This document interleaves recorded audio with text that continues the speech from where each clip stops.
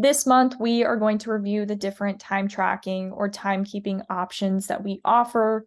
So whether you need a refresher on the options that we have for employees to record their own time, tools that we have for administrators to record time on behalf of other employees, or for those special scenarios where extra time is needed to be given, we are going to cover all of that today. So the first option that we offer is the traditional clock in, clock out method. We consider this to be the strictest approach because you can restrict your employees from where they are able to clock in and out. So if you offer this method here, when your employees log into their eSchedule account, they will click clock in at the top in their main menu bar here. Within the clock in screen, if the employee is scheduled to work a shift at this time, your program or site is going to find that shift and display that shift in place of the activity field. So your employee will see the name of their shift listed. They can go ahead and clock in and continue on. Now, if the employee is not on the schedule, but is clocking in, they will be required to select from an activity here. So the purpose of this activity is to give administrators a reason for why the employee is clocking in if they are not on the schedule. This is a fully customizable list.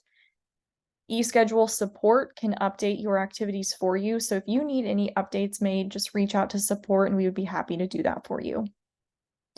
So in this example here, the employee would be required to select from an activity. They'll select that, maybe leave you a comment here, and they can either clock in and continue on or clock in and log out at the same time. Once an employee clocks in, they'll receive a confirmation message here that says you have been clocked in. And then that clock in link is going to change to clock out so that they can clock out at the end of their shift. Right? So clocking out is going to look very similar. You have another option to leave comments here, and you can go ahead and clock out and again continue on in the site, or clock out and log out all at the same time. Second option that we offer for employees to record their own time is this enter time tool that you see currently under the time clock menu. So we can leave enter time under the time clock menu, or we can add enter time to the main menu bar, either in place of the clock in option or even right next to the clock in option if you'd like to offer both.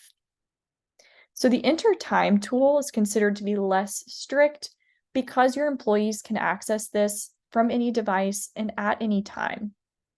We typically see enter time used at the end of a shift. So once the shift has been worked, the employee can come in here and enter their start time and their end time all at once.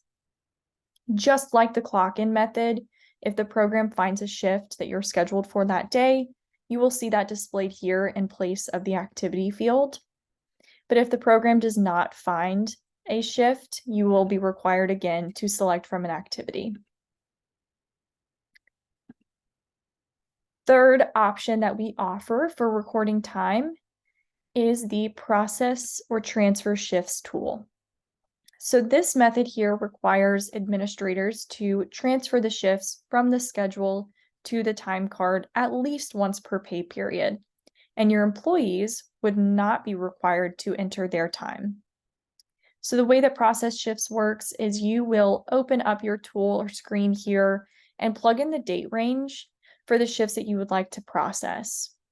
So you might choose to process a couple of days at a time, or maybe you choose to do this at the end of the pay period and you plug in just the dates of your pay period.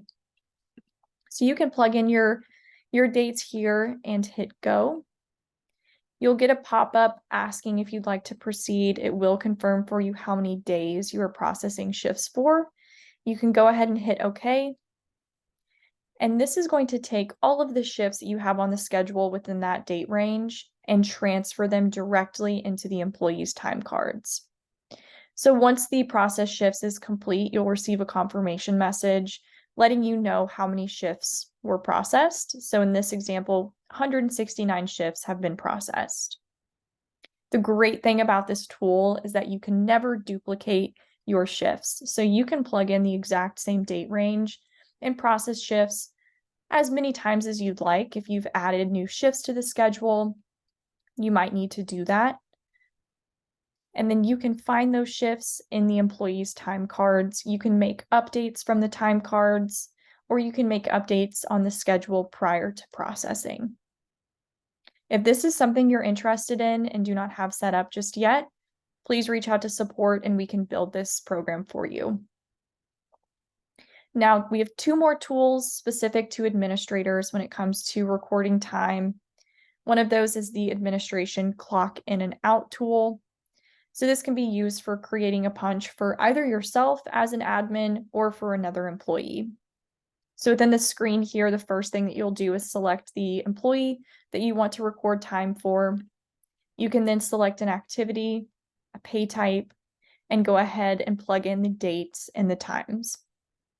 If you're needing to give somebody a straight hours, you can type into the approved end time field here. We can type plus 12, for example, to give 12 hours and go ahead and just tab out of that field, and the program will calculate those hours for you automatically. You can leave comments if needed, and then you can go ahead and hit clock in and out, and that will give the employee those hours directly into their time card. And last but not least, right below the administration clock in and out tool, we have the multi-punch. So the multi-punch looks really similar to the administration tool. You'll plug in the same details up at the top, but the multi-punch, of course, allows you to enter time for several employees all at once. So you can check the employees that you'd like to enter time for. And if you need to enter individual times for some of those employees, or maybe all of the employees, you can check this box, and then you can scroll down to adjust the time specifically for each employee. Once that is complete, at the bottom, again, you'll have your clock in button. Once you hit that, all of those hours will be given to the employees, and those are dumped into the time cards.